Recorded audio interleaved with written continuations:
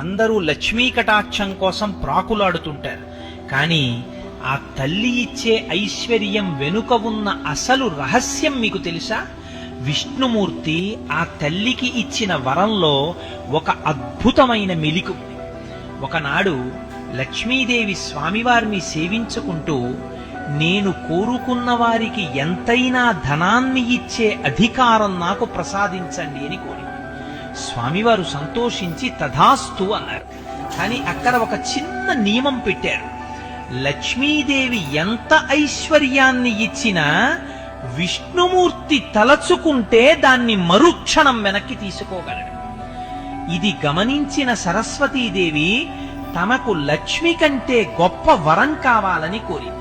అప్పుడు స్వామివారు, తల్లి, నీవు ఇచ్చే జ్ఞానాన్ని మాత్రం ఈ సృష్టిలో నేను కూడా వెనక్కి తీసుకోలేను అని